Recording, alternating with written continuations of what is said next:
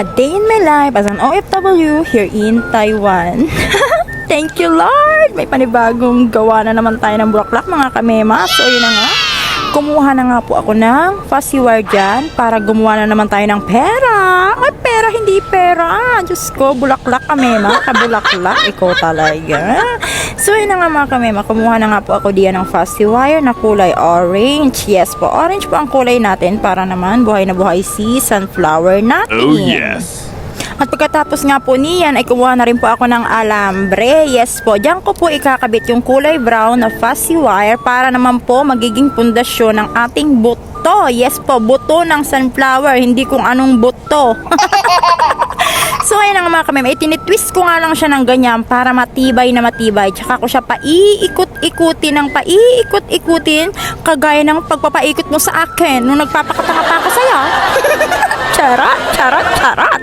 So ayun nga mga kamema, ibubuhol ko nga lang ng ganyan. Tapos diyan ko na ididikit yung sunflower 1 by 1. 11 by 11 tayo mga kamema. Hindi Shopee ha, hindi ako nagla-live selling. Sino nagsabi nagla-live selling ako?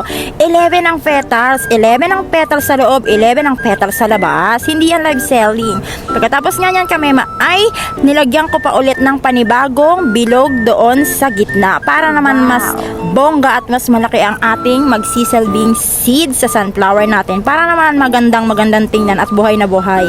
After nga yan mga kamema ay kumuha na nga ako ng kulay green na dahon. Yes po, kung ano po ang tupi ng petals ng ating sunflower ay yun din po ang tupi ng ating dahon na magsisilbi doon pong nakadikit sa bulaklak ng ating sunflower mga kamema. After po niyan ay ididikit natin yan isa-isa, pero bago yun at kung saan pa tayo mapunta, unahin muna nating idikit ang alambre sa ating barbecue stick. Hay naku mga kamema, natutuwa nga lang po talaga ako dahil may umorder na naman. Yes po, mas na-challenge talaga ako mga kamema kapag sinasabi ko na sa customer na sige bigyan nyo na lang ako ng design at ako na lang po ang bahala. Kung ano ang gusto nyo, ibigay nyo lang po sa akin ng design or mag-send kayo ng picture. Dun po talaga, yun po yung gusto ko. Mas na-challenge ako sa ganun na wala akong idea kung ano nga ba ang maganda na gagawin nating bulaklak. Na-challenge yun. So ayun na nga mga kamema, bago pa kung ano pa ang makapag-challenge sa akin, Diyos ko, gumawa na po ako ng kulay puti na bulaklak. Yes po, kulay puti. Pinaikot-ikot ko lang yan dyan sa ballpen at gumawa po ako ng 6 na bilog at prines ko lang po yung bawat dulo para mas maganda po siyang tingnan. Kinulayan ko na nga rin din po siya ng kulay blue na eyeshadow at nilagyan ko po siya ng 3 pearl sa gitna. Yes po, para po mas maganda siyang tingnan. Inilagay ko na rin po siya sa alambre na nilagyan ko na rin po ng buko para naman po mas buhay na buhay at maganda tingnan. Pagkatapos nga po niyan ay kumuha na rin po ako ng kulay dilaw na fussy wire. Yes po, dilaw naman po at ididikit ko naman po diyan yung ginawa ko na parang petals. Yes po, hindi ko alam mga kamema kung anong tawag yan sa petals na yan, sa bulaklak na yan. Basta mukha siyang itlog, sunny side up.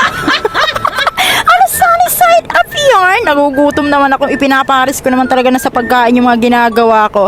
Hi, thank you mga kamema kasi patuloy nyo po akong sinusuportahan sa mga ginagawa ko. Syempre, napifeel ko naman po talaga na nagagandahan kayo sa mga bulaklak na ginagawa ko dahil hindi naman po talaga kayo pa ulit-ulit na o-order kung hindi kayo nagagandahan sa mga gawa ko.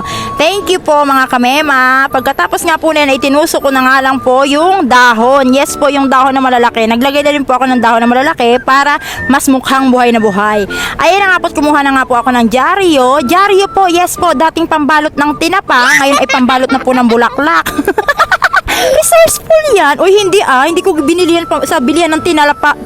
Uy, nautal-utal na ako. Uy, hindi mga kamema, design yan. Kasi nga, gusto ko nga yung sunflower natin ay magmukhang aesthetic. Aesthetic naman ang ating bet ngayon for today's video. Kumuha na rin po ako ng pambalot na smoky white na may lining na bronze. Yes po, para naman medyo social naman talaga ang ating sunflower. Gusto ko naman talaga yung ibabayad ni customer ay sulit na sulit at mapapasabi siya na talagang maganda ang pagkaka-order niya ng bulaklak. At pagkatapos nga po niyan mga kamema, kumuha na rin po ako ng plastic. Yes po, plastic ha, hindi plastic mong kaibigan. Ayaw ko yan.